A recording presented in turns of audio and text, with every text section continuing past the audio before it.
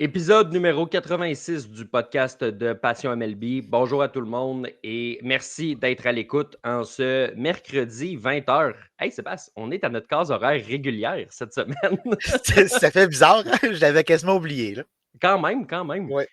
Mercredi 20h en live sur Facebook, Twitter, YouTube pour ceux qui nous écoutent en direct et qui veulent venir nous poser vos questions. Sinon, Toi, tu vas évidemment, les on se poser rep- tes questions. Là. Si tu veux que les gens posent nos questions, ça va pas Ouais. bien. Ouais. Non, c'est ça. Ben moi, j'ai des questions pour toi parce que sinon, le podcast va être long. Oui, c'est ça. Sinon, je me parle tout seul puis t'embarques pas. Fait que c'est Mais, comme... non, mais t'aimes ça d'écouter parler, fait que ça ferait pas Ouais, tant de changement, mais ça va être mieux que tu poses des questions puis que les ouais. auditeurs nous en posent aussi. Là. C'est ça, c'est ça. Je pense que pour Ouais. le bien de tout le monde, faut pas que ce soit moi tout seul, faut pas que ce soit toi tout seul. On se Non. complète. Non, encore moins moi tout seul. Là. Ouais. Non, c'est ça. Non, c'est ça. Non, c'est ça. Pour ceux qui se posent la question, Sébastien, c'est pas mange-marde, il est juste très réaliste envers tout le monde. Oui, oui, c'est ça, c'est ça. Envers les autres, envers moi-même, c'est ça. Sébastien, grosse semaine pour le baseball au Québec, pour le baseball au Canada. Les Blue Jays qui sont en série mondiale, évidemment, vous comprendrez que ça va faire partie des sujets du jour. Ça Pas risque d'être un... sérieux, je te crois pas. Ouais, ben tu sais, j'ai vu que tu as écrit là, sur le live, là, les Blue Jays sont en série mondiale. J'ai fait ah ouais, il veut parler de ça. OK. Mais avant de parler de ça, je pense que c'est très important de parler du documentaire sur Netflix qui a tué les Expos de Montréal. Écoute, j'écoutais justement là, une entrevue au podcast Fall Territory là, de Jean-François Poisson, là, qui évidemment qui avait les deux mains dans le documentaire tout le long. Puis il mentionnait justement que quand il a vu que les Blue Jays avaient atteint la série mondiale, c'est juste une couple d'heures, même peut-être une couple de minutes, là, je ne sais pas, ça a sûrement sorti à minuit sur Netflix. Juste avant que le documentaire sorte sur Netflix, ça a été quelque chose. Par la force des choses, le baseball au Canada s'est rendu par les Blue Jays, mais ce documentaire-là nous a rappelé quand même à quel point ça part, évidemment, ils n'avaient pas oublié les expos, mais on dirait qu'on a tellement les deux mains dedans en parlant du baseball actuel, les Blue Jays. Moi, j'ai trouvé ça le fun, Sébastien, d'écouter ce documentaire-là, puis nous ramener en arrière, puis de faire ah ouais, ça a été dur à écouter, mais ça a été le fun à écouter quand même, ce documentaire-là. Méchant timing. C'est incroyable, Ouais, pareil. C'est ouais. l'année où les Blue Jays se rendent en série mondiale. La C'est journée où les la Blue Jays journée, oui. Ça fait depuis 1993, là. Ils Mm, ne sont pas allés v'là 5 ans. non, C'est un accomplissement presque historique parce que ça fait très longtemps. Et ouais, cette journée-là, cette heure-là, le documentaire sur les expos, c'est vrai que le baseball maintenant au Canada, ça passe par les Blue Jays, mais ça a quand même passé par les Expos qui ben ont oui. ouvert le chemin. Ça a commencé par là. Qui ont eu une histoire extraordinaire. Malheureusement, comme on le voit, c'est une fin abrupte, c'est une fin triste, on le sait, on le répète. On en parle pratiquement à chaque semaine ou presque, mais à chaque fois qu'on se remet les mains là-dedans, ça fait mal. Ça va continuer de faire mal avec ce documentaire-là. Ouais. Mais quand même, c'est quelque chose de gros d'avoir ces deux événements-là en même temps. J'ai aimé comment le documentaire a été amené parce que on a donné la chance à beaucoup d'intervenants différents de s'expliquer. Parce que ça aurait été facile de juste dire petit trot, grand galop, on va les peinturer dans un coin, puis on s'en fout, puis c'est comme ça qu'ils vont paraître. Mais ce qui a été bien, c'est qu'on leur a donné la chance à eux-mêmes de mal paraître, parce que moi, je considère que David Sanson a très mal paru. Tu sais, si tu le compares à Claude Brochu, mettons, je trouve que Claude Brochu s'est bien défendu. Peut-être qu'il mentait, peut-être qu'il disait pas la vérité à certains moments, ça on ne le sait pas, mais je trouve que tu regardes le documentaire et tu te dis comme, OK, je comprends un peu plus sa vision des choses, sa réalité, comment ça s'est passé pour lui. Sanson avait juste l'air imbécile. Oui, ça, c'est pas nouveau. Non, non, Dans le cas de. c'était pas nouveau, ce que tu dis. Non, c'est ça. C'est juste la suite logique des choses. Non, non. Dans le cas de Brochu, ben, c'est toujours un peu ça dans son cas. Hein. Il était entre l'arbre et l'écorce. Oui, il y a un rôle à jouer, ça, il n'y Ouais, a aucun doute là-dessus. exact. Mais quand même, il y avait à dealer avec les deux côtés. Il devait. C'était pas un médiateur, mais il y avait un rôle un petit peu de. C'est entre les deux qui faisait que. Oui, il y a eu un rôle à jouer, mais c'est pas totalement de sa faute. C'est pas totalement de la faute de Sanson non plus. Tu as écouté une entrevue de Jean-François Poisson à Fall Territory. J'en ai écouté une aussi en français où il disait que ils n'ont pas tout mis de ce que Sanson a dit parce qu'il en a tellement dit. Il n'y avait même pas besoin de poser de questions que c'était parti, puis la cassette était partie. Donc, oui, on le fait un petit. Ben, il se fait mal paraître lui-même, mais ça aurait pu être encore pire selon ce qu'on entend. Chacun a eu un rôle dans cette saga-là. À quel niveau? Mais le titre est extraordinaire. Qui a tué les Expos? On n'a toujours pas la réponse. C'est très difficile de pointer une personne en particulier. C'est une panoplie de facteurs qui ont fait qu'on en est arrivé là. Mais chacun a eu à sa façon un rôle à jouer dans cette fin tragique-là. Dans les faits, on va se le dire. Comme tu dis, il n'y a pas de réponse claire à cette question-là, puis probablement qu'on n'en aura jamais dans les faits. Là.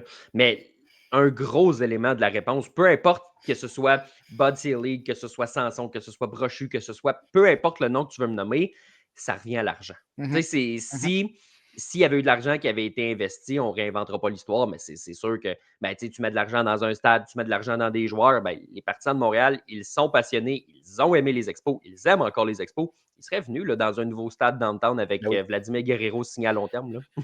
Ah, certainement. Puis on est passé près d'avoir un nouveau stade. Oui. Ça aurait pu être une toute autre histoire, cette histoire des expos-là. Malheureusement, ça ne s'est pas concrétisé. Oui, c'est une question d'argent, ça, il n'y a aucun doute, mais on a aussi manqué de vision. Ça aussi, on le répète souvent. Les franchises du sport professionnel, maintenant, ça vaut des milliards. On a vendu ça pour des peanuts à l'époque. Ça a été vraiment un manque de vision. L'argent, oui, il en manquait, mais on aurait pu aller chercher cet argent-là ailleurs pour qu'on continue à réaliser ce beau projet-là.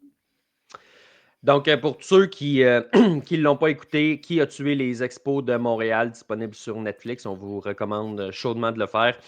Comme je l'ai dit, c'est une écoute qui est difficile par moment parce que tu te dis, mon Dieu, qu'on paraît mal quand même dans tout ça. Mais c'est très bien fait, c'est très bien réalisé. Ça vient nous chercher directement dans les sentiments. Puis, je l'ai écrit dans un texte ce matin. J'ai pas beaucoup connu les Expos. Là, je suis né en 96. Là, j'avais 8 ans quand ils sont partis. Fait que j'ose pas imaginer, juste toi, une couple d'années de plus, la génération au-dessus de nous, qui l'ont vraiment connu, qui sont allés au stade souvent, ça a dû être tough à écouter. Oui, vraiment, vraiment. Sébastien, allons maintenant voir dans le baseball d'aujourd'hui ce qui se passe chez les Blue Jays de Toronto. OK, Blue Jays, let's play baseball. On peut pas péter un The Mariners lose, hein? Non, ça marche juste pas. C'était un enjeu au début de se dire, est-ce que c'était une série émotive contre les Yankees en série division? Tout le monde le sait, tout le monde est au courant. Tu arrives contre les Mariners, il n'y a pas de temps de réalité. Oui, ils t'ont battu en 2022 en série, mais il n'y a pas de rivalité avec Seattle, à part le fait qu'il y a des partisans de Vancouver qui descendent à Seattle quand les matchs sont là, mais il n'y a pas de... C'est pas un rival naturel, géographiquement, ça ne fonctionne pas. Ça a paru au début que les Blue Jays étaient moins sur le coup de l'émotion. Les 2 premiers matchs là, au Rogers Center, c'était assez catastrophique. Et là, par la suite, de se relever comme ça, de gagner 4 des 5 matchs suivants, dont 2 matchs sur 3 sur la route comme ça, tu n'avais pas le choix d'en gagner au moins 2, tu me diras, parce que sinon, les Blue Jays étaient éliminés. Mais d'avoir réussi à le faire, de ramener cette série-là à domicile, de perdre 3-2 et d'aller chercher les matchs 6 et 7 devant ta foule, ça a été impressionnant de la façon dont ce club-là s'est relevé. Très, très impressionnant parce qu'on se rappellera qu'un club qui perd les 2 premiers matchs à domicile, c'était arrivé dans 12% des cas qu'on réussissait à remonter la pente. Exact. Et non seulement on a gagné 2 matchs à Seattle, mais on a égalé la série à 2-2. Je pense que ça aurait été différent si on avait gagné un match, qu'on en aurait perdu un, que ça aurait été 3-0 ou 3-1 dans la série. Ça aurait été beaucoup plus difficile de terminer le travail. Mais là, on crée l'égalité dans la série. Oui, on perd le match numéro 5, mais on sait qu'on revient à la maison pour terminer ça. Puis on sait aussi qu'on a perdu le match numéro 5 un petit peu par notre faute. On n'a pas bien géré la situation dans ce match-là. Donc, ce n'était pas nécessairement une situation facile à entrevoir, mais on savait du côté des Jays qu'on était capable de réaliser ce comeback-là. On le fait tout au long de la saison. Puis c'est ça qu'ils ont fini par faire. Les gérants du baseball majeur, une fois qu'on est rendu en octobre, on dirait qu'ils se disent ouf, le partant, s'il me donne 5 manches, je vais être content. On retire de plus en plus rapidement les lanceurs partants pour arriver à l'enclos. C'est une chose si tu vas arriver à l'enclos pour mettre tes meilleurs éléments. Mais John Schneider, dans le match numéro 5, n'a pas sorti ses gros releveurs au gros moment. Il a perdu ce match-là parce que la relève a accordé un circuit pendant que Jeff Hoffman restait assis dans l'enclos. La relève, là, on s'entend, c'est Brandon Lettle. On ne mettra pas tout le monde là-dedans. Là. Fair enough. Mention honorable à Sir Anthony Dominguez qui a accordé le circuit, mais c'est pas lui qui a marqué. Oui, on s'entend que d'arriver dans une situation comme ça où tu n'as aucune marge de manœuvre, que tu dois pratiquement aller chercher le retrait au bâton. Ouais. Si la balle est en jeu, il y a 95% des chances que ce soit un point. Tu dois aller chercher le strikeout, tu mets la balle un petit peu plus proche de la zone des prises avec le résultat qu'on a connu. Évidemment. Donc, tu as ça d'un côté. Et de l'autre, match numéro 7, évidemment, pourquoi c'est pas le releveur de confiance, le closer qui a affronté le cœur de l'alignement, à commencer par George Springer? C'est une question qu'on peut se poser. Donc, dans les deux cas, il y a eu malgré tout un peu de drama. Puis, on a joué au gérant de salon de se dire, ben voyons donc, qu'est-ce qui se passe? Tu sais, quand même à Sportsnet, là, les cheerleaders officiels des Blue Jays, quand ça crie sur tous les toits après le match numéro 5, ça n'a pas de bon sens, John Schneider. Hey, c'est que tu sais que tu as pris une mauvaise décision quand Sportsnet ne te défend pas. Hey, mais non seulement c'était après le match, mais en début de en milieu de septième manche, on a le panel qui est là parce que la pause est un petit peu plus longue. Et à ce moment-là, on avait Brandon Little qui se réchauffait dans l'enclos. Ouais. Et sur le panel, on disait, lui, il ne faut pas qu'il y aille. Là. C'était Joe Siddall, il n'arrêtait pas de le dire. C'était Joe Siddall, je pense qu'il en a parlé pendant une semaine. Là, oui, il en a parlé en septième, il en a parlé après le match, il en a parlé le soir, le lendemain matin, il n'a pas arrêté. Mais il avait entièrement raison. Qu'est-ce que Brandon Little faisait là? C'est une décision incompréhensible. Puis, comme tu l'as mentionné, les Mariners ont fait exactement la même chose. Puis, oui, ça a été la décision de ne pas amener Andrés Munoz quand c'était le cœur de l'alignement des Blue Jays, mais ça a commencé plus tôt. Pourquoi on enlève George Kirby à ce moment-là? Tu sais, je sais qu'on voulait amener Bryan Woo, mais si tu t'étires un petit peu Kirby, que tu amènes où, tu peux te rendre directement à Munoz. Si c'était ça ton plan d'avoir Munoz en 9e, là, on l'amène très tôt, encore une fois. Moi, je suis tanné. Je suis tanné de ça. Des releveurs qui amènent quand les lanceurs partants sont en plein contrôle, ça vient encore du département de l'analytique, des petits génies qui, avant la rencontre, on avait un plan. Mais oui, on peut avoir un plan, mais il y a le feeling de la game aussi. On a le feeling du partant. On sait comment ça se passe. Puis souvent, bien, ça va venir te rattraper. Ça l'a rattrapé les Jays dans le match numéro 5. Ça aurait pu être fatal pour eux. Et ça a été fatal pour les Mariners dans le match numéro 7. Tu es dans le même club social que mon père. Les gérants le choquent tellement en série en changeant leur partant trop rapidement. Je le sais parce qu'il me le texte à chaque fois aussi. mais on va se texter, moi puis ton père. Oui, c'est ça. Oui. Mais il y a beaucoup de cas comme ça. Il y en a que tu comprends la logique. Tu dis, je comprends d'où ça vient. Puis, en fait, c'est aussi, comme je dis, des fois, c'est une chose d'enlever le partant, mais c'est vers qui tu vas aussi. Puis, moi, dans le match numéro 7, Sébastien, le match était lundi. Le premier match de la Série mondiale est vendredi.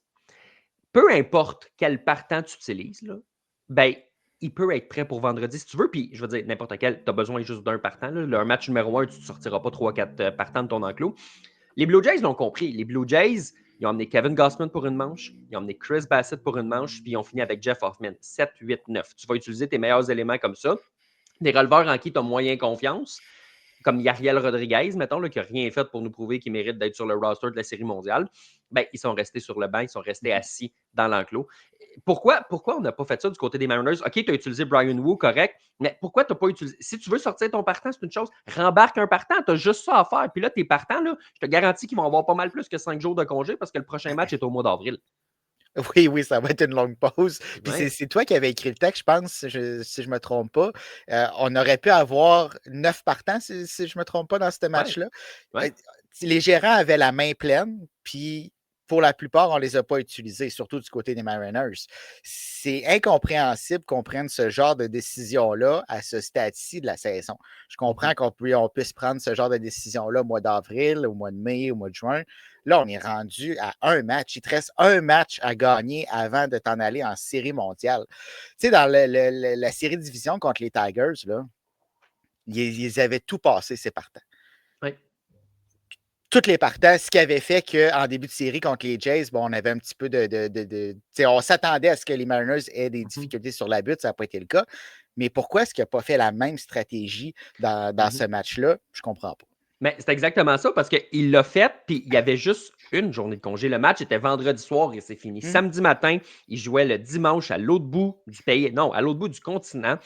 Puis malgré tout, ils ont opté pour cette stratégie-là. Là, tu as 3 jours de congé, le mardi, le mercredi, le jeudi. Puis comme je te dis, tu as juste besoin d'un partant pour commencer la série mondiale.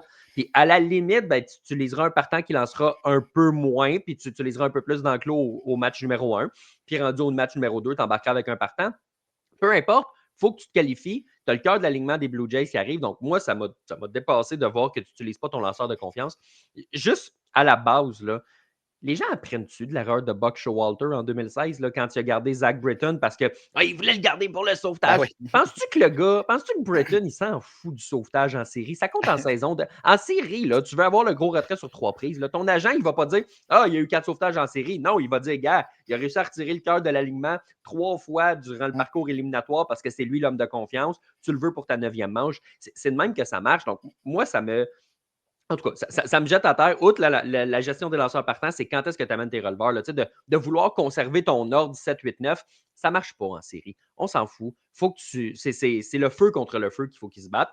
Puis là, ben, ça n'a pas marché. Puis George Springer, ben, il a fait exactement ça pourquoi il a été amené il y a 5 ans. On pensait qu'un coup de même à Toronto, peut-être qu'il le ferait plus il y a 2 ans, il y a 3 ans. On s'attendait à ce que la fin du contrat soit un mal nécessaire. Finalement, écoute, si tu as mal au dos ou je ne sais pas où, Sébastien, là, va te promener à Toronto, là, la fontaine de jouvence est quelque part là-bas. Je te le garantis. Garanti. Peut-être que Georges l'a caché, par exemple. Ça C'est peut-être pas accessible. Là. C'est peut-être juste pour lui, je ne sais pas, mais il s'est passé quelque chose cette année, puis je ne sais pas c'est quoi.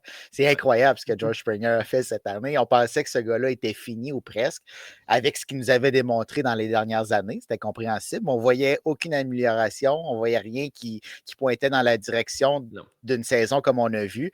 Mais vraiment, là, c'est extraordinaire. Puis il faut se rappeler que Springer a mangé une balle sur le genou quelques matchs plus tôt. Ben, un match plus tôt, finalement. 2 matchs plus tôt. 2 matchs plus tôt. 2 matchs plus tôt, mais ça a-tu dû faire mal, ça?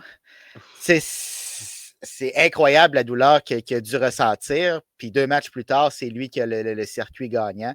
C'est une très belle histoire. Ça me faisait penser au circuit de Juan Soto l'an dernier pour éliminer les Guardians. Ce genre de moment-là, tu ne l'oublies pas. Les partisans des Blue Jays ne l'oublieront pas. Ça fait suite au circuit d'Encarnacion, de Bautista, de Joe Carter.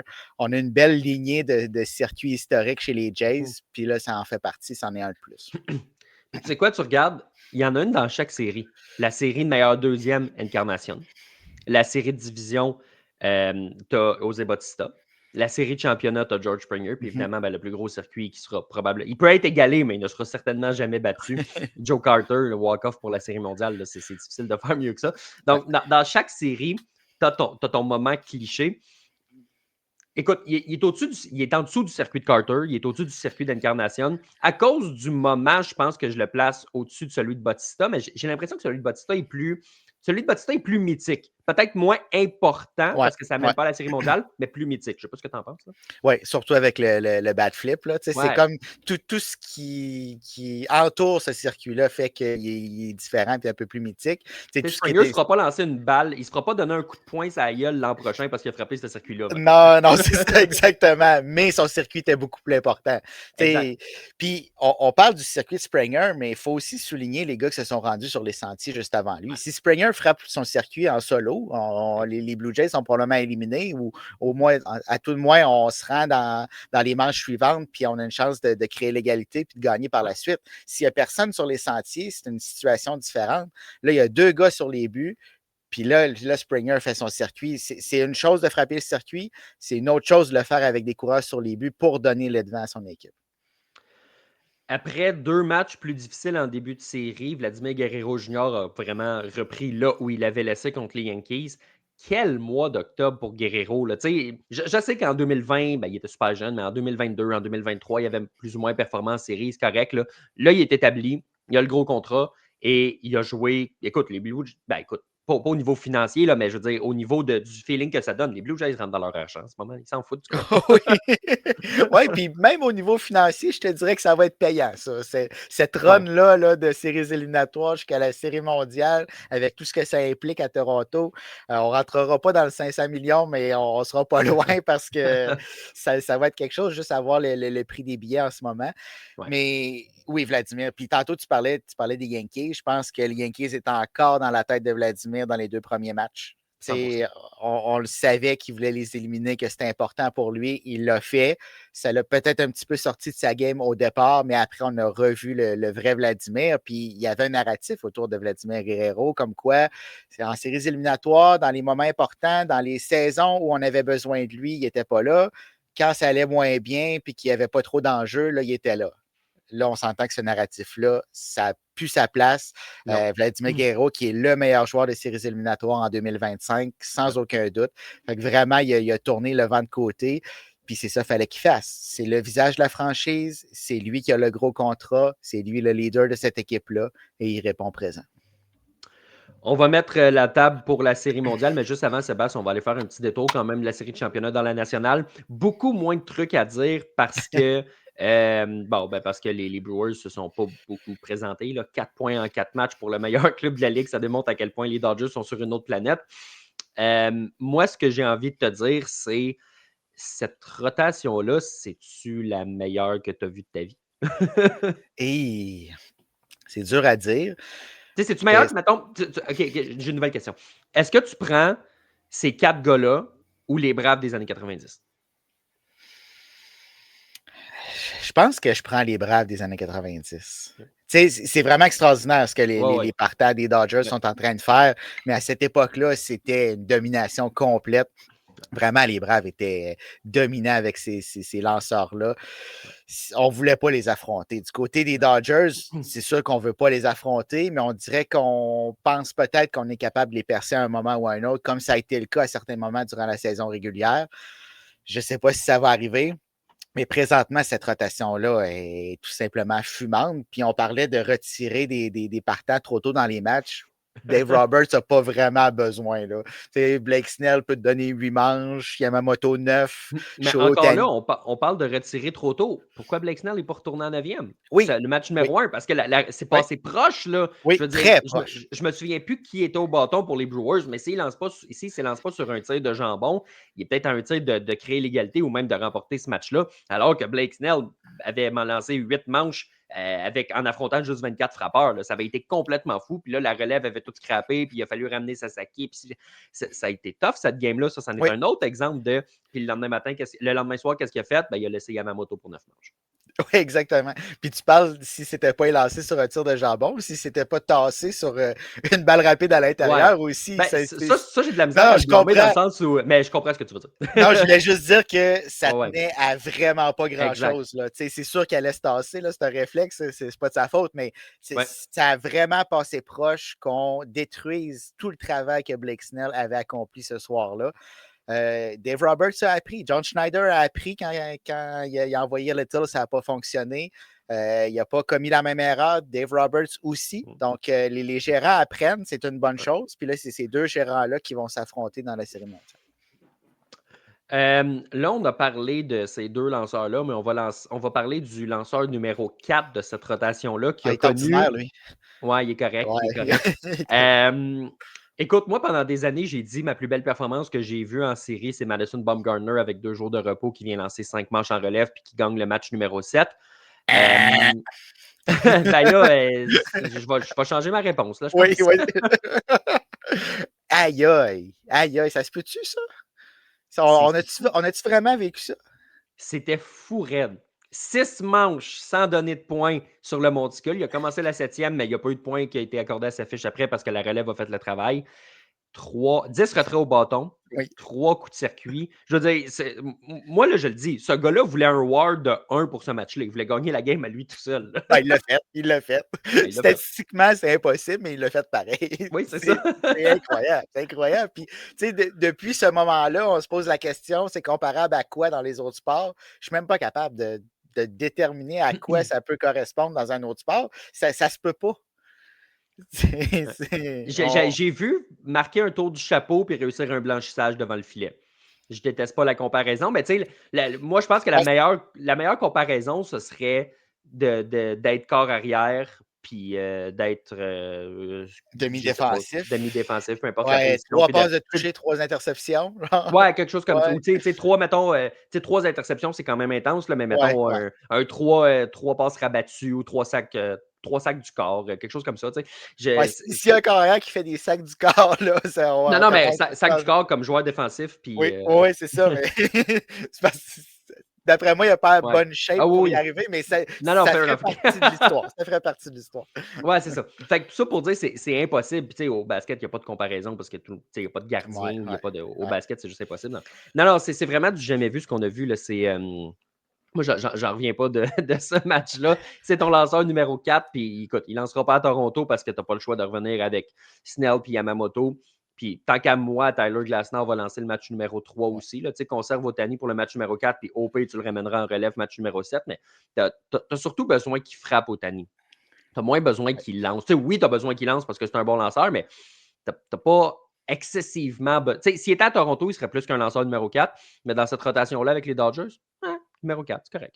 Oh oui, puis les Dodgers n'ont aucun problème avec ça, là. On l'a préparé toute la saison pour cette situation-là, puis on s'entend que ça a payé jusqu'à maintenant. Puis on va continuer à pas le brûler non plus. Tu sais, il faut se rappeler qu'il revient d'une blessure, que ça a été un long processus. Il fait le travail, son corps va bien, ça semble aller bien en tout cas. Donc, on va continuer dans cette veine-là, puis les autres lanceurs de la rotation font le travail. Fait qu'on ne changera pas une recette gagnante, là. On va continuer à avoir cette même rotation partante-là, puis on va espérer que ça ait le même résultat que contre les Brewers. Il y a Louis ici qui nous dit que les 4 lanceurs des Dodgers ont une moyenne de 1,41 contre les Brewers. Là. Je pensais même que c'était un petit peu plus bas, mais écoute, 1,41, C'est c'est excellent. extraordinaire. Là, je veux dire, Ouais. ça n'a comme pas de bon sens. Là. Donc, non, ça va donner place à une bonne série mondiale entre les Dodgers et les Blue Jays. Ça commence vendredi à Toronto. Ça joue samedi. Par la suite, on se déplace en Californie. On joue lundi, mardi et au besoin mercredi. Et si on en a besoin, on retourne à Toronto pour les matchs de vendredi et de samedi. Si on met la table du côté des Blue Jays, je sais que Kevin Gausman a lancé une manche lundi, mais ça remplace un peu sa session dans l'enclos que les gars ont entre les manches. Je sais pas toi, moi, j'ai aucun problème à le renvoyer vendredi. Là. Tu sais, s'il avait lancé 5-6 manches, tu dis, bah, écoute, c'est une chose. Là, il a lancé une manche. Là. Ça remplace sa session dans l'enclos, tant qu'à moi. Tant qu'à moi, tu y vas, tu gardes la même recette. Tu y vas avec Gausman, il y a Savage. Tu y vas par la suite avec Bieber à Los Angeles, puis écoute, probablement Max Scherzer. Là. Oh oui, tu sais, on parlait des Dodgers, c'est la même chose avec les Blue Jays, là. Oui, on a perdu les 2 premiers matchs, mais ce n'était pas nécessairement en raison des partants qui étaient là, contre les Mariners. On n'a pas frappé, on était flat, ça n'a pas fonctionné, mais tu gardes la recette qui t'a fait gagner dans la série précédente. Puis Gausman, c'était exactement la journée où il était supposé lancer un petit peu dans sa préparation. Fait que ça ne change absolument rien. Va revenir, selon moi, dans le premier match. Puis on va continuer avec Savage à domicile encore une fois. Ça fonctionne. Oui. Le kid fait le travail. C'est pas toujours facile, mais il réussit à s'en sortir. Donc, on va y aller de cette façon-là. Est-ce qu'on va avoir les mêmes résultats? Est-ce que Max Scherzer va avoir le même genre de performance rendu au match numéro 4? On ne le sait pas, mais on n'a pas le choix d'y aller de cette façon-là. La grosse question à Toronto, c'est tu fais quoi avec Beau Bichette? Beau Bichette a dit je suis prêt à y aller. Je m'attends à ce qu'il soit sur l'alignement. Je sais qu'il y en a qui ont dit par le passé ah, écoute, la recette que tu as présentement, ça fonctionne. Puis tu sais, dans le pied, si tu t'enlèves de la polyvalence défensive, arrête, là, c'est Beau Bichette. C'est Beau Bichette, puis tu affrontes les Dodgers. Là. Je Ouais, comprends que ça a fonctionné jusqu'à maintenant, là, mais là, c'est une autre ligue. C'est exactement ça. Moi, de la façon dont je le vois, tu ne peux pas envoyer ce gars-là sur le terrain une fois. Impossible. Premièrement, c'est pas un bon joueur défensif. Deuxièmement, il n'y a pas de mobilité, puis ça fait 7 semaines qu'il n'a pas joué défensivement. Troisièmement, l'avant-champ, présentement, on a vu à quel point la défensive est importante, puis elle a sauvé notamment Trey Savage plusieurs fois. Fait que pour moi, tu ne peux pas l'envoyer défensivement. Est-ce que tu peux le mettre DH? Non. Parce que tu as George Springer qui est là. Même en santé, il est rendu juste DH. Et là, il y a le genou magané. Tu ne peux pas l'envoyer dans le champ. Pour moi, la recette pour Beau Bichette, tu le gardes sur ton banc et tu as des deux équipes le meilleur frappeur suppléant possible. Oui. Puis il va falloir qu'il sorte tôt dans les matchs.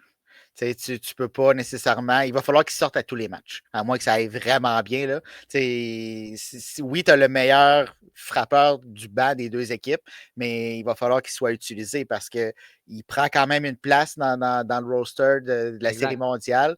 Puis il va falloir que tu enlèves un gars de ce roster-là. Donc, si tu as un Bo Bichette qui ne te sert pas à grand-chose, c'est pas mieux non plus. Là.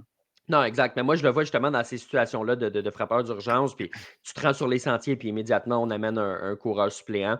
Moi, c'est comme ça que je le vois. Puis, tu sais, si Anthony Santander n'était pas blessé, je t'aurais dit, ouais, c'est peut-être un stretch. Parce qu'il y en a qui ont suggéré d'y aller avec 14 frappeurs, 12 lanceurs, puis d'enlever Ariel Rodriguez. Écoute, là, tu as déjà assez de problèmes sur le monticule. Là, même si Ariel Rodriguez n'est pas super, là, peux-tu au moins te donner une chance puis avoir 13 lanceurs? Donc, moi, je ne mange pas de ce pain-là. Ceci étant dit, tu as Joey Loperfido. La seule affaire à quoi il a servi en 3 matchs, c'est d'aller frapper pour George Springer quand Springer est tombé au combat à cause de sa blessure au genou. Fait que, enlève Loperfido, mets Bo Bichette, puis de toute façon, si tu le fais frapper pour quelqu'un, ben ce quelqu'un-là va devoir aller, tu sais, il joue défensivement, fait que Bo Bichette va falloir qu'il se fasse remplacer. Fait que tu le remplaces par un coureur suppléant, puis ça finit là. Puis si à un moment donné, soit Springer se sent capable d'aller jouer un match défensivement, ou soit il n'est pas du tout capable de jouer, ben là, tu places Bo Bichette comme frappeur de choix si tu veux. Mais sinon, tu ne peux pas l'intégrer ailleurs dans cette recette-là. Tu sais, si ça avait été n'importe qui d'autre comme DH, à part peut-être Guerrero, là, évidemment, là, mais à part Guerrero et Springer, il aurait pu déloger relativement n'importe qui comme DH, mais tu peux pas tasser Springer. Ça marche pas. Non, ça c'est sûr. Mais j'ai vraiment. Tu sais, toi, tu dis qu'on probablement que Springer ne peut pas jouer. Moi, je pense qu'on va trouver un moyen de mettre Springer au champ extérieur. Il faut qu'à un moment. Oui, c'est ça. Il faut qu'à un moment, tu aies Springer et Bichette dans ton alignement dès la première manche parce que ça va te prendre du punch offensif contre les Dodgers. Tu sais, d'avoir un ou l'autre, puis d'avoir un Bichette qui rentre un peu plus tard, d'après moi, il va quand même manquer quelque chose aux Blue Jays. Ça te prend Bichette. Est-ce que par miracle, Bichette pourrait même jouer en défensive? Toi, tu ne penses pas, mais il va falloir trouver une solution pour que ces deux gars-là soient dans l'alignement pour au moins un match, puis probablement 2, parce qu'il va falloir frapper contre ces Dodgers-là. Puis ce ne sera peut-être pas idéal défensivement, parce qu'autant Springer que Bichette. Springer a déjà été excellent défensivement, mais c'est plus difficile. Bichette, plus ou moins. Oui, on va peut-être perdre la sacro-sainte défensive chez les Jays, mais ça va prendre du bâton aussi parce que ce ne sera pas suffisant nécessairement de placer toujours la balle en jeu puis de jouer de la petite balle. Les Dodgers ont un peu tout dans cet alignement-là, peuvent te faire mal de différentes façons, donc ça va être très difficile. Mais tu le mets où si tu le mets défensivement? Tu le mets-tu à l'arrêt-court? Ben, tu sais, on entend la possibilité de le mettre au deuxième coussin, mais est-ce que tu veux jamais mettre. joué là de sa vie. Exactement. Est-ce que tu veux mettre Bo Bichette qui n'a jamais joué à cette position-là en série mondiale? Au retour d'une blessure? Au retour d'une blessure, je ne crois pas non plus. Pour moi, ce serait à l'arrêt-court, mais il faudrait qu'il soit capable de le faire. Ben c'est ça, moi, je pense pas qu'il est capable. Il a de la misère à courir. Je vois pas comment il peut se rendre à la balle. Ben, c'est ça. Puis une fois qu'il est rendu à la balle, il a de la misère à la lancer. Tu peux pas le mettre défensif. Dans ma tête, il n'y a aucun monde où il joue défensivement. Écoute, juste un stretch, là, ça n'arrivera pas. Là. Le seul moment où je le mets défensivement, là, c'est je le mets au premier puis je mets Guerrero au 3 parce qu'il ne peut pas bouger. Au premier, tu bouges un peu moins. Mais non, je sais que ça n'arrivera pas. Mais je vais juste dire, pour moi, ça prouve qu'il n'y a aucun monde qui joue défensif. Pour moi, il est frappeur de choix ou frappeur suppléant. Donc, Springer devra jouer. Moi, je n'en démarre pas. Ça va prendre le bâton de Springer et le bâton de Bichette dans cet alignement-là. Mais autre question, puis je suis d'accord avec toi dans un monde idéal. Autre question, Bichette, son timing, ça a l'air de quoi? Aussi, ça fait longtemps qu'il n'a pas joué. Là. Ouais. On est rendu à plus d'un mois, si je ne me trompe pas. C'était un mois et demi. C'est le 6 septembre. Exactement. Donc, ce ne sera pas nécessaire. Oui, tu peux pratiquer dans la cage puis avoir des simulateurs ici et ça, mais c'est vraiment pas le même feeling qu'un vrai match, surtout pas en série mondiale, surtout pas contre les lanceurs des Dodgers. Donc, c'est une autre chose. Puis peut-être que dans les prochaines heures, on va apprendre qu'il n'est tout simplement pas du roster. Il a bien beau dire qu'il est prêt, mais c'est une décision d'organisation. Puis on va prendre la meilleure décision pour avoir une chance de gagner aussi. Là. Ouais. Ben, comme je te dis, moi, je serais vraiment étonné s'il est vraiment prêt. Là, si ça se peut qu'il y ait un recul ou quoi que ce soit. Mais s'il est prêt, je serais étonné qu'on ne l'utilise pas parce que le spot de Joey Loperfido ne sert à rien en ce moment. Fait que, Ah, là, exactement, c'est sûr. mais comme je te dis, si Santander avait été en santé, là, je t'aurais dit, oh boy, OK, là, on a des questions à se poser parce que là, tu peux affecter, mettons, tu n'as pas une valence défensive ou quoi que ce soit. Mais là, avec Loperfido, c'est pas la fin du monde là, de le tasser nécessairement. Puis si ça ne fonctionne pas, puis qu'il n'est pas en santé, puis rendu au match numéro 5, ben, au pire, tu le tasses, puis tu amènes Loperfido. Tu peux modifier en cours de route, il n'y a rien après. Tu es vraiment Non, c'est ça. sur la ligne. Mhm. Mais ça va être évidemment à surveiller. Là, le cas de Boubichette va être très, très, très intriguant. John Schneider qui avait dit avant la série de division, je ne veux pas l'amener juste pour un moment à la Kirk Gibson qui arrivera peut-être jamais. Mais là, je pense qu'on en est là. Je ne te dis pas qu'il va frapper un circuit s'il arrive comme frappeur client, mais on en est à ce point-là de se dire ben, il n'y a pas tant d'autres possibilités. Là, il ne reste pas 4 mois pour avoir un processus de réhabilitation. Là, la saison finit maximum le 1er novembre. On est le 22, ça commence le 24. Là. Fait qu'à un moment donné, il va y avoir des grosses décisions. Il est peut-être là ton circuit qui battrait celui de Joe Carter. Hey, ça serait pas Un walk-off de Bobichette sur une jambe. Ça serait vraiment Ouais. pas pire. Ouais, On se dirait Freddie Freeman qui? Là, ouais, c'est ça. c'était juste le match numéro 1, le Freeman, l'an Oui, passé. c'est ça, il n'y a rien là. Aaron Boone, il avait envoyé Nestor Cortez. Fait que... Une autre bonne décision. Oui, c'est ça. Il y a un commentaire ici. Beau veut jouer à cause de son contrat. Ça, c'est sûr. Il veut jouer pour jouer, il veut jouer pour son Ouais. contrat. L'angle est vraiment intéressant parce que il y a Ken Rosenthal qui a dit récemment qui ne voyait vraiment pas Beau Bichette revenir. Et c'est le bruit qui court depuis plusieurs années, d'ailleurs, avec Beau Bichette. Là, on se demandait jusqu'à quel point ça avait changé. Le fait que Guerrero Junior signe, le fait que les Blue Jays aient du succès. En tant que Ken Rosenthal, ça n'a pas changé grand-chose. Donc, il y a ça aussi. Évidemment, les Blue Jays, s'ils sentent que Beau Bichette peuvent l'aider, ils vont le mettre. Là. Ça, il n'y a aucun doute. Mais on ne le mettra pas juste en se disant on veut peut-être réparer les ponts pour l'an prochain ou quoi que ce soit. Ça n'a pas l'air d'être une option. Fait que ça peut affecter la gestion des Blue Jays dans le cas de Beau Bichette. Comme je te dis, s'ils aident à gagner, ils aident à gagner. Mais s'ils en arrachent, on va peut-être être vite pour tirer sa gâchette et dire revenons à ce qui a fait notre succès dans le dernier mois. Oui, on ne voulait pas réparer les ponts au moment de l'arbitrage. Je ne pense pas Non, que c'est ça ça. va être le moment où on va le faire en série mondiale. Non. Donc, c'est sûr et certain que Bobichette veut jouer. On le comprend. Quel joueur, à part Anthony Rendon, ne veut pas jouer au baseball, surtout en série mondiale? D'après Ben, moi, même en Anthony série Rendon. mondiale, il jouait Rendon. Là, fait que, Oui, oui, c'est ça, c'est ça. Ça ne devait pas être tenté, mais il jouait. non, c'est ça. Donc, c'est sûr et certain que Bichette veut jouer, mais comme je disais tantôt, les Blue Jays, ils ont un objectif, puis ils vont tout faire pour atteindre cet objectif-là avec ou sans Beau Bichette. Commentaire de mon père ici qui dit pour réussir, les Jays devront frapper les lanceurs partants des Dodgers très tôt dans le match afin de les ébranler et ainsi affronter les releveurs qui sont moins efficaces que les partants. Es-tu d'accord? Très d'accord. Puis C'est ça. tôt dans le match, tôt dans le compte aussi. Je pense que du côté des Jays, on va devoir être agressif.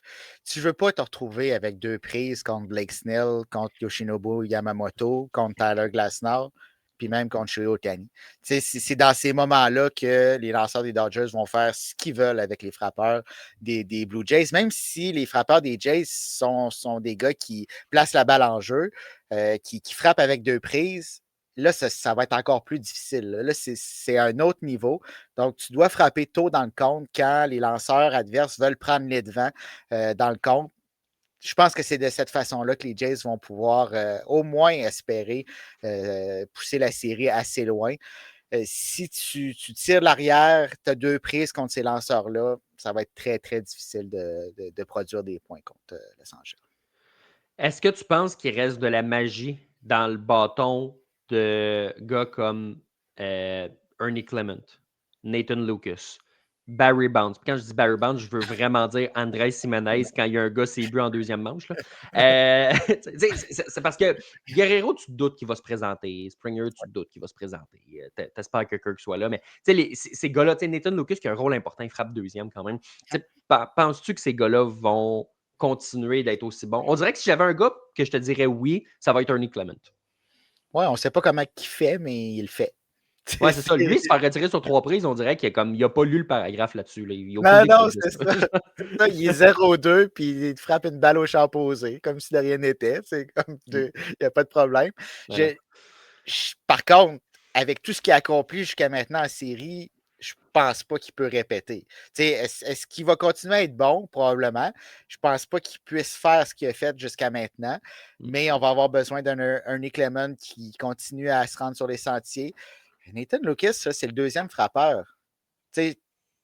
On l'a dit, là, on n'a pas toujours été d'accord avec les alignements de John Schneider cette année, mais force est d'admettre que présentement, ça fonctionne. Oui. Puis lui aussi, il place la balle en jeu. C'est ça la force des Jays, mais encore plus pour un Lucas, pour un Ernie Clement. Il y a des frappeurs comme Springer et Vladimir qui, oui, placent la balle en jeu, mais sont plus susceptibles d'être tirés sur 3 prises. Ce n'est pas le cas pour Lucas et Clement. Donc, on va en avoir besoin. Dans le cas de Clement, ça va être difficile de répéter, mais je pense qu'il va encore continuer sur cette lancée-là, mais pas au même niveau. Lucas, ben, lui aussi, là, on ne sait pas trop.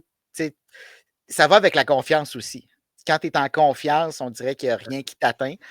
Il suffit peut-être d'une mauvaise séquence dès le début de la série pour qu'il s'éteigne un peu, mais s'il continue dès le premier match à frapper comme il le fait, pourquoi pas poursuivre jusqu'à la fin. Si on va voir de l'autre côté, chez les Dodgers, Mookie Betts et Freddie Freeman, deux des plus grands joueurs de l'histoire des séries, nous dit Louis. Freddie Freeman a 6 circuits en 11 matchs de série mondiale. L'an passé, il y a 4 circuits en 5 matchs. Rappelle-toi à quel point il était blessé. C'était la cheville, si je ne me trompe pas. Oui. Bon, il y avait de la misère à jouer au premier. Il frappait des circuits à chaque match. Mookie Betts, là, s'il gagne cette série-là, ça va être une 4e bague. C'est beaucoup 4 bagues de la série mondiale dans le baseball d'aujourd'hui. Toutes depuis 2018. Écoute, c'est deux joueurs. Évidemment, tout le monde parle du monstre à 3 têtes avec ces gars-là, puis Ohtani, puis tu peux rajouter une tête à Teoscar, puis tu peux rajouter une tête à Will Smith, puis tu peux rajouter une tête à ben des gars là, dans les faits. Mais Kiki Hernandez qui, à chaque série, là. Ben oui, il n'est pas là de l'année, on le voit pas. C'est un fantôme. Puis là, il arrive au mois d'octobre, puis allô? Ouais. C'est un joueur typique. C'est à la saison des Dodgers, à l'image des Dodgers cette saison. Ouais. Les Dodgers n'ont pas connu une saison régulière exceptionnelle. Puis là, en série, c'est le rouleau compresseur que tout le monde attendait depuis le mois d'avril, puis qu'on se disait ils vont peut-être gagner 125 matchs dans le meilleur des mondes. Mais ça va partir de Mookie Betts et Freddie Freeman. Il faut que tu t'accotes sur ces vétérans-là en série mondiale. Oui, tu as d'autres joueurs qui peuvent produire. Puis tu as eu Tommy Edman l'an passé qui s'est levé, des gars de même, s'en prend. Mais ça part de Betts puis Freeman, puis ça part d'Ohtani. C'est sûr et certain. C'était les deux. Puis je ne sais pas si tu as remarqué quand ils ont battu les Brewers, leur réaction, leur célébration après la série. Les autres, ils venaient de gagner un match un 23 mai. Là. Ouais. C'était très. Ils ne sont pas allés clubber. Là. Oh non, ils ne sont pas allés clubber. Puis je comprends parfaitement les Jays. Là. Les Jays, on a célébré, on a profité du moment. Mais du côté des Dodgers, on voit qu'on est déjà passé par là. On voit qu'il y a des leaders dans cette équipe-là. Le travail n'est pas terminé. Puis comme tu l'as dit, si ces leaders-là, les Freeman, les Betts, les Ohtani, donnent le ton, que ça va être difficile de sortir cette équipe-là. On le sait que ces gars-là vont faire le travail, mais on dirait que chez les Dodgers, il y a tout le temps quelqu'un de plus que ces vétérans, ces leaders-là qui se lèvent. Puis il va falloir que ce soit encore le cas parce que même si ces gars-là font le travail, on est rendu en série mondiale, puis ce ne sera pas facile de battre les Jays. On dit que ce n'est pas facile de battre les Dodgers, mais ce ne sera pas facile de battre les Jays qui se sont rendus là puis qui ont une victoire de plus en saison régulière. Absolument, absolument. Il y a un joueur aussi chez les Dodgers, on vient d'en nommer plusieurs. Il y en a un qu'on n'a pas nommé, Will Smith. Will Smith a commencé les séries blessé, il commençait, puis il finissait pas nécessairement le match, puis c'était compliqué, puis là, c'est pas un enjeu, il joue, c'est Will Smith, c'est un des meilleurs receveurs du baseball majeur. Il a l'air en santé, puis même s'il ne l'est pas, écoute, il est capable de toffer de 4 à 7 matchs. Il va être à surveiller, lui aussi, c'est un beau bâton, Will Smith. C'est un beau bâton, puis il ne faut pas négliger son travail derrière le marbre. Puis on parle des lanceurs, les lanceurs partants qui font le travail depuis le début des séries, ça passe par Will Smith. Un receveur qui dirige bien ses lanceurs, qui encadre bien les lancers, qui bloque bien la balle comme le fait Will Smith, ça change la dynamique pour les lanceurs partants. C'est exactement ce qui est arrivé en série avec les Dodgers.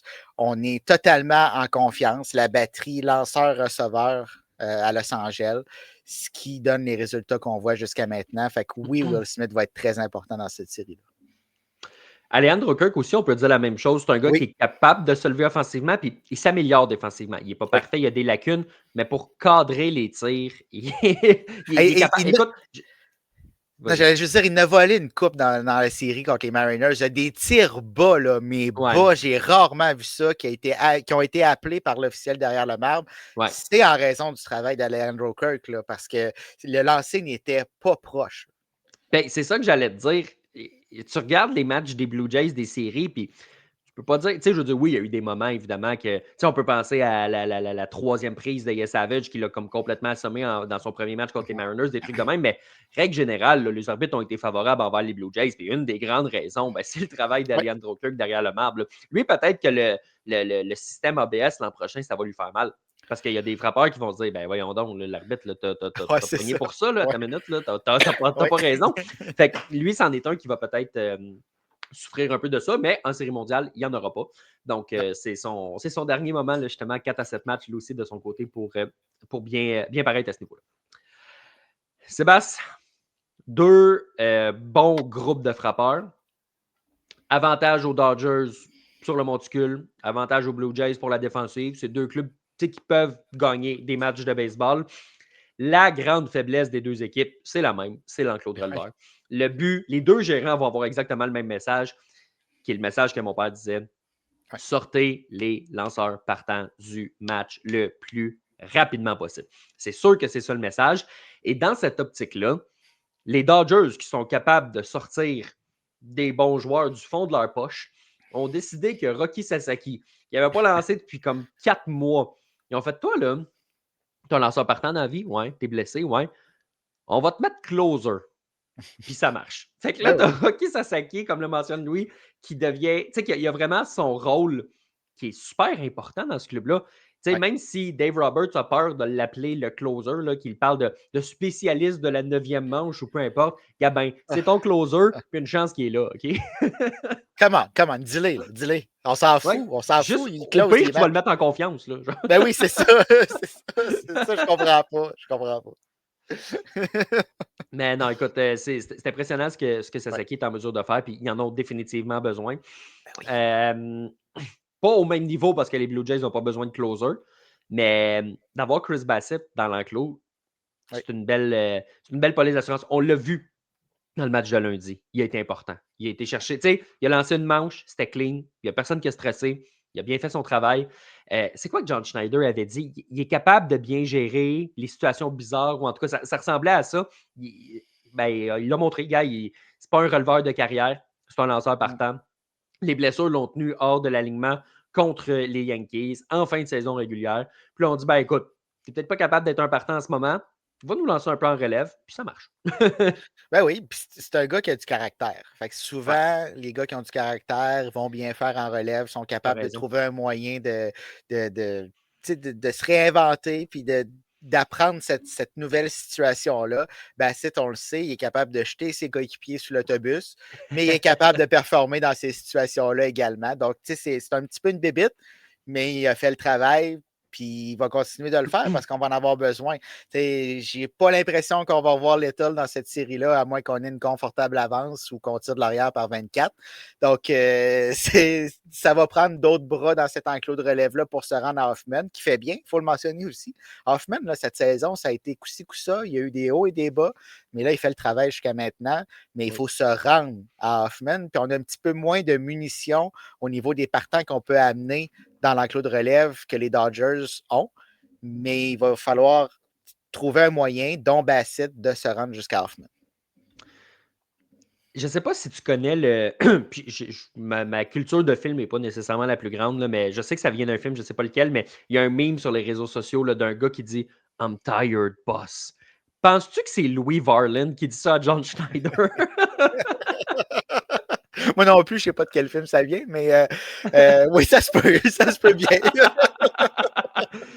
Parce que lui, écoute, il a donné des circuits, entre autres contre les Yankees, là, récemment contre les Mariners. Et il a donné quelques circuits ici et là, mais au final, tu regardes son travail la majorité des jours. Il a fait la job. Puis, mon Dieu, que Schneider doit dire comment ça que les Twins l'ont laissé partir, mais tant mieux pour nous. Là. Oui, oui, c'est vrai qu'il fait le travail, mais par moment, il a tendance justement à donner Ouais, la longue balle qui fait mal. Fait que exact. c'est peut-être là que John Schneider est frileux parce que Ouais, en séries éliminatoires, on le sait qu'une longue balle peut changer mais ça. complètement l'allure d'un match. Ça a été le cas à quelques reprises.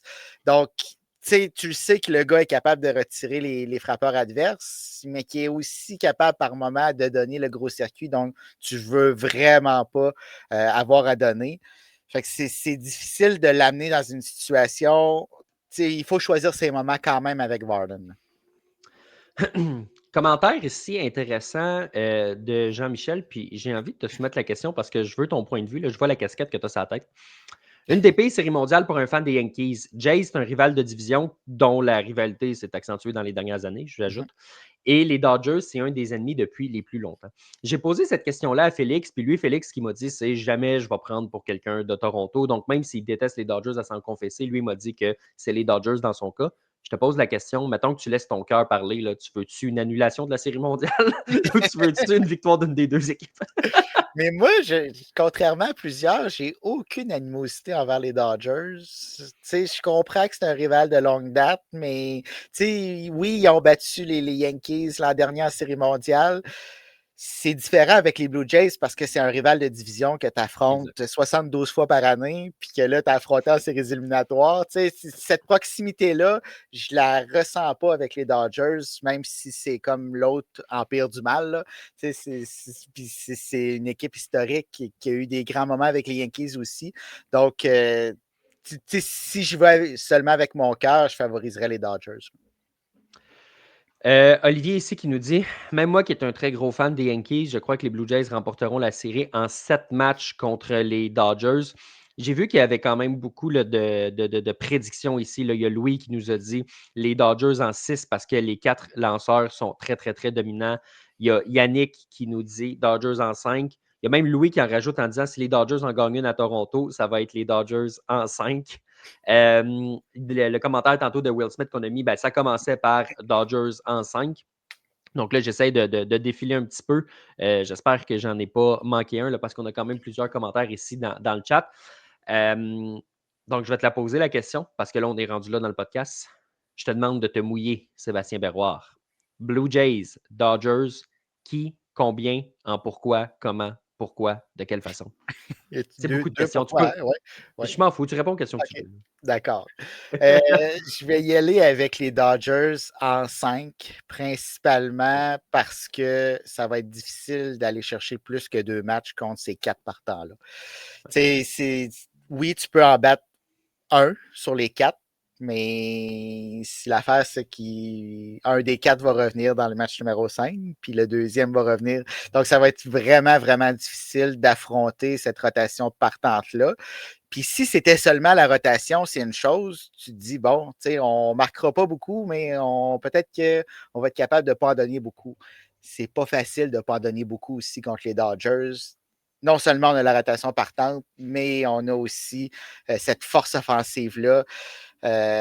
Pour moi, c'est ce qui fait que je ne pense pas que ce sera une très longue série mondiale. Ça joue sur le terrain, tout peut changer. Les Jays sont en feu. Mais je ne vois pas une avenue qui permet aux Jays de se faufiler contre cette formation-là. MVP de la série mondiale? Je vais y aller avec Will Smith aussi pour moi. OK, j'aime ça. Je ne sais pas si Jean-Michel, c'était son MVP quand il a fait son commentaire, là, mais je vais y aller avec Will Smith. Moi, j'y vais avec les Dodgers en 6. Je pense que les Dodgers sont vraiment, vraiment forts. Je pense, moi aussi, que cette rotation-là va être dure à battre. Je donne quand même quelques matchs aux Blue Jays. Ils commencent avec l'avantage du terrain. On a vu qu'il est fort l'avantage du terrain à Toronto. Puis c'est une équipe que les Dodgers vont se rendre compte que c'est pas les Brewers. Là. Les lanceurs partants, ils n'auront pas tous 10 retraits au bâton. Fait que ça va être dur. Ils mettent la balle en jeu. Tu peux faire des erreurs défensivement. Là. Je veux bien que Mookie Betts, ce soit un gant doré là, à la réco, mais on est rendu tard dans la saison. Il a joué toute l'année là. Il n'est pas habitué de le faire. Ça se peut qu'il fasse des erreurs. Frappe dans le coin de Teoscar Hernandez. Ça se peut qu'il fasse une erreur. Non, pas ça se peut, il va en faire une. Oui, c'est ça. C'est une catastrophe. C'est ça. Fait que je pense qu'il y a un chemin vers une victoire, puis cette relève-là ne se paye pas confiance. Fait que je pense que ça va être plus serré que les gens pensent. Mais écoute, tu regardes les Dodgers jouer, ça va être les Dodgers. Je pense pas que c'est impossible que les Blue Jays l'emportent, mais si tu me demandes de me prononcer, ça va être les Dodgers en 6 matchs. J'ai beaucoup confiance en cette rotation-là. Donc, le MVP, j'ai décidé d'y aller avec un lanceur partant. Puis, pour choisir mon lanceur, Sébastien, j'ai utilisé un petit peu les chiffres, dans le sens où je me suis dit, si ça finit en 6, le match numéro 6, c'est Yamamoto.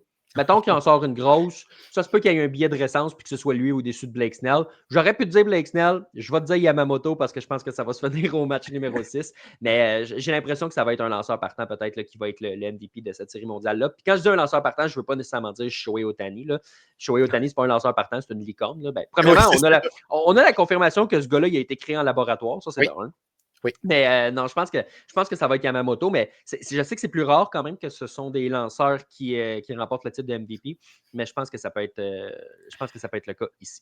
Ben, s'il nous sort 2 départs comme il a fait contre les Brewers, ça se peut très bien. Là, parce que deux matchs complets ou presque, là, c'est quand même. Ça fait longtemps qu'on n'aurait pas vu ça. Puis le premier match va être important. Oui, les Blue Jays ont perdu les 2 premiers matchs, ont remporté la série, mais je suis désolé de vous l'annoncer. S'ils font la même erreur dans cette série-là, c'est terminé. Là. C'est pas les Mariners. Fait qu'il va falloir donner le ton à Toronto du côté des Blue Jays. Si on réussit à gagner soit le premier match ou par miracle les 2 premiers matchs, là, les choses pourraient changer. Donc, vraiment, là, il va falloir. Tantôt, on parlait de tôt dans le match, tôt dans le compte. Là, c'est tôt dans la série aussi. Pour répondre à ta question, Jean-Michel qui dit oui. Donc, j'imagine que oui, Will Smith est son choix pour le titre de MVP. Il y a mon père qui a fait sa prédiction, les Blue Jays en 7 matchs. Ce serait le fun que ça se rende en 7 en pareil. Ça serait complètement fou. Puis, tu sais, on parlait tantôt que les Mariners n'ont pas amené leur partant. Là, je pense que Dave Roberts, John Schneider, ce serait le festival du partant. Puis, on aurait droit à un spectacle extraordinaire. Ben, puis tu fais un peu du chemin. Tu as mis la table pour la prochaine question que je voulais te poser. Prédiction. Est-ce qu'on voit Shohei Ohtani lancer en relève dans cette série-là? Et si oui, est-ce que c'est pour finir un match en 9e manche ou on voit Shohei Ohtani, mettons dans le match numéro 7, aller jouer défensivement de manche 2 pour finir le match? Bon, ben, si je joue en relève, c'est dans le match numéro 7. Puis, Exact. je pense qu'on va garder Sasaki pour terminer le match. Donc, il pourrait aller lancer en relève dans la 7e manche pour revenir ensuite frapper en 9e. Voilà ma prédiction. That's it. Fait que si match, dans le fond de ta prédiction, s'il y a un match numéro 7, la réponse est oui. Oui, Shohei Ohtani va lancer en relève et va jouer défensivement. That's it. Ouais, c'est sûr, mais tu as raison que si ça arrive, c'est sûr que c'est dans un match numéro 7. Oui. Il n'arrivera pas en relève dans un match numéro 2, il n'y a aucune chance. Non, à moins que les Dodgers tirent de l'arrière 3-1 dans la série. Dans le match numéro 5, pourquoi pas? Et s'il a lancé le match numéro 4, il ne reviendra pas. Non, pas numéro 4, c'est vrai, tu as raison. Ouais, peut-être 6. Ouais. Fait qu'il ne lancera pas en relève à Los Angeles. S'il revient à la relève, ça va être à Toronto, match 6 ou 7. Oui, exact. OK, j'aime ça. Sébastien, je veux qu'on prenne un petit 2 secondes juste à la fin. C'est une nouvelle qui est sortie aujourd'hui, puis je veux m'insulter un petit peu. Ça n'a pas rapport avec la série mondiale. Tu peux t'insulter. J'ai le goût de m'insulter, t'as même pas idée. Là. Je peux t'aider. Là.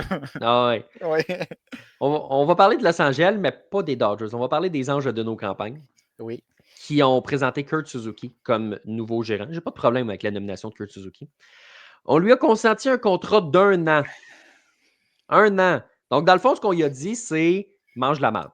Okay? C'est ça qu'on lui a dit. C'est pas plus compliqué que ça. Un contrat d'1 an, là, pour moi, c'est un gérant par intérim. C'est pas compliqué. Tu l'amènes pour 1 an. Ouais. Il est là par intérim. Il est là parce que ton DG, son contrat se finit dans 1 an et tu n'es pas sûr que tu peux le garder. Fait que tu engages la chair à canon comme gérant. Puis si ça ne fonctionne pas, ben les deux, ils sautent. Puis tu n'as pas besoin de payer un gérant puis un directeur général pendant l'inévitable arrêt de travail en 2027 parce que les Dodgers vont avoir gagné la Série mondiale en 2025. C'est dégueulasse. C'est dégueulasse. 1 an. 1 an. Hey, la confiance. Attends. Il y a des options là aussi qui ont dit, ben oui, des options. C'est juste s'il est bon, tu le gardes. Qu'est-ce que ça veut dire?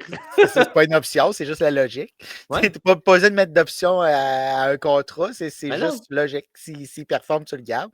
Mais à quel point tu gardes ton gérant avec les mains liées dans cette situation-là? Le gars, aucune marge de manœuvre. Puis moi, ce que je comprends pas, je pense qu'il veut faire ses classes, là, mais pourquoi Kurt Suzuki a accepté ce poste-là?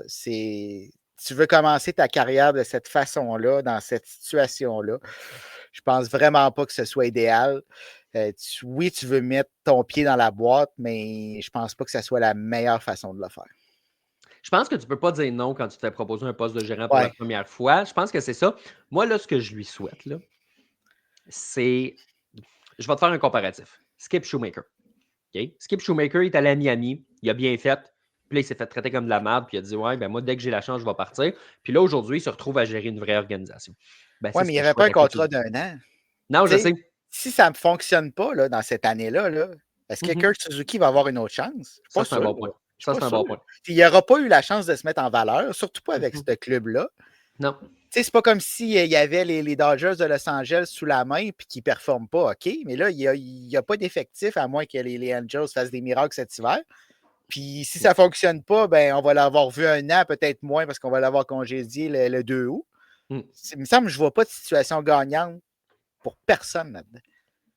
Les Angels font encore les choses à leur manière. Puis moi, quand j'ai vu ça, ce que je me suis dit, c'est ah, c'est pour ça que Pujols n'est pas le gérant finalement. Oui, ben, on le comprend. Il y avait des divergences d'opinion. Ben oui, je ne sais pas d'où ça venait. C'est pas une divergence d'opinion, il y en a un qui n'est pas une épée. Voyons donc. Aucun sens. Ça vient me chercher. Tu regardes, là, dans les dernières années, tu sais, tu as eu Mike Scioscia qui a été là pendant 20 ans. Oui. Puis là, tu as eu Brad Ausmus, Joe Madden, Phil Nevin. Puis là, cette année, ils ont décidé d'innover. Ils ont congédié 2 gérants en même temps. Ils ont congédié Ron Washington et Ray Montgomery qui était là par intérim parce que la santé de Washington ne lui permettait pas de continuer. Fait que, à un moment donné, là, c'est parce que si tu donnes un contrat d'1 an, puis que là, en 2027 ou 2028, tu te retrouves avec un autre gérant, qu'est-ce que tu veux établir là-bas? Ça n'a comme pas de sens. Puis si tu n'as pas confiance à ton DG pour choisir quelqu'un, ben congédie ton DG que personne n'aime de toute façon. Mais tu sais, tu as nommé des noms, là. Dans quel monde Joe Madden, c'est pas ton homme? Tu sais, Joe Madden n'a pas eu vraiment de chance, là. Tu sais, lui aussi, il n'a pas eu une équipe performante. Tu tasses Joe Madden pour, si je ne me trompe pas, c'était Phil Nevin par la suite, Exact. qui était entraîneur au 3e coussin chez les Yankees, qui avait de la misère à waver les gars à plein quand c'était le temps. Là. Okay? Il se trompait une fois sur 2, puis toi, tu dis, ben oui, ça, c'est mon homme qui va remplacer Joe Madden. D'accord. Joe Madden, il a eu des défauts, là, mais il a fait Oui. de Shohei Ohtani ce que Shohei Ohtani était. Parce que c'est Exactement. sous lui qui est devenu ah, OK, c'est ça qu'il est capable de faire, ce gars-là. Mais il l'a fait avec Shohei Ohtani, seulement avec Shohei Ohtani parce qu'il ne pouvait pas le faire avec les autres. Il n'y avait rien à faire avec les autres. Mais non, mais non. À part Mike Trout, mais là, Trout, Ouais. s'il n'avait pas Mais été là, c'est blessé, ça. on Moi, sait ce qu'il serait devenu. je voulais t'amener sur Trout, là, justement. Là, ce qu'il va falloir, ce qui se passe, Sébastien. Oui. Moi, si je suis Mike Trout, là, je m'en vais à Pittsburgh. Je m'en vais prendre un souper avec Sidney Crosby. Puis là, je dis là, c'est assez notre affaire on reste avec notre équipe poche. Là. Ton agent, il a raison. Tu mérites de jouer en série, toi aussi. Là. Bon, le Fait que là, Canadien s'en vient là-dedans. ah non, mais je dis pas Canadien, mais je dis l'équipe pour qui ils ont pris quand ils étaient jeunes, les Phillies puis le Canadien. Oui. Ouais, je suis entièrement d'accord pour les Phillies. Les Phillies. Mais sans joke, faut que ces gars-là fassent de quoi. Là, Oui. écoute, on va rester sur le baseball, là, mais Mike Trout, je sais qu'il ne peut plus performer à la hauteur de ce qu'il était parce que les blessures l'ont hypothéqué, là, mais dans un rôle intéressant. Premièrement, si les Angels avaient du bon sens, ils mettraient DH à temps plein là, pour le préserver un peu. Là. Arrête de le faire jouer défensivement. Il est capable de le faire, mais il se magane. Juste mets le DH. C'est le seul avantage que tu as depuis avoir Shohei Ohtani, c'est que ce poste-là est ouvert. Mets Mike Trout là, reconstruis sa valeur. Puis fais la bonne affaire pour lui. Envoie-le faire les séries pour la 2e fois de sa vie. Oui. Puis à Philadelphie, on en aurait besoin. On se disait, on a la formation pour se rendre loin. Qu'est-ce qu'on a fait en série? On n'a pas frappé.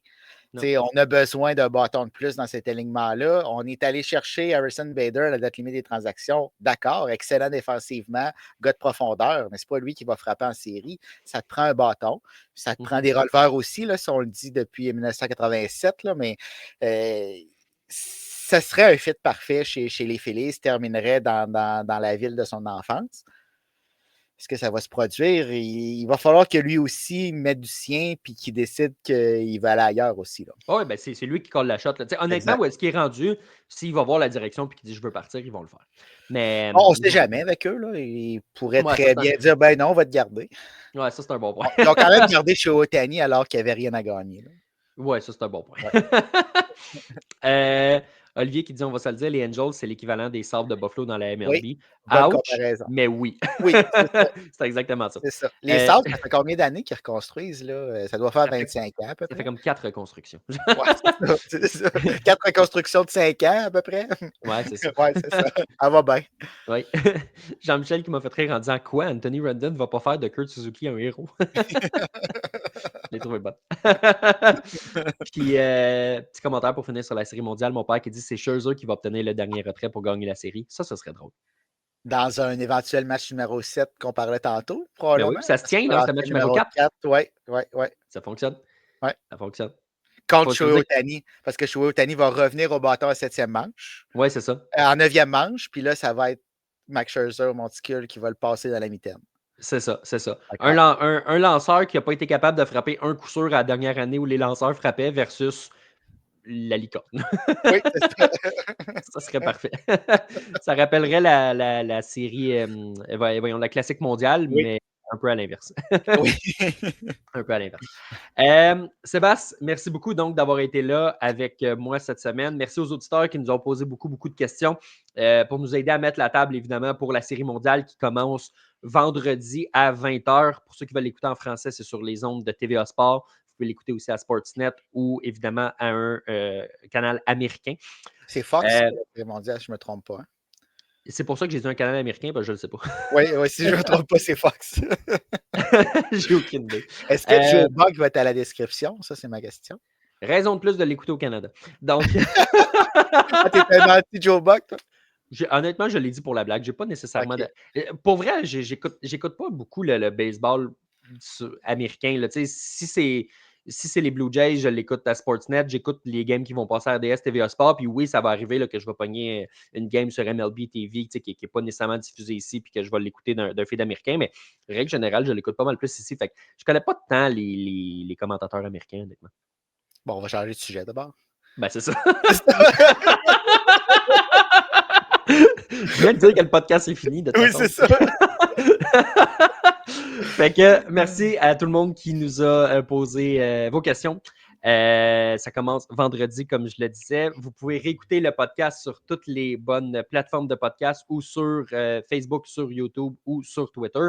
Puis sinon, Sébastien, pour mettre la table pour la série mondiale, c'est sur le passionmlb.com que ça se passe.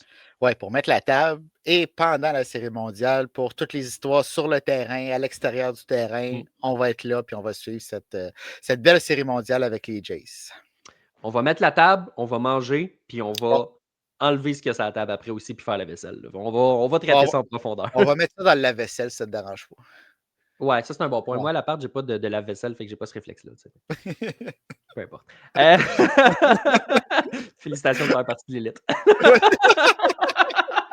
On s'égare. Oui, ça nous arrive pas souvent. Non. Donc, série mondiale qui va commencer, évidemment. On vous invite à suivre ça en grand nombre. Merci beaucoup d'avoir été là encore une fois cette semaine et on vous souhaite une excellente série mondiale.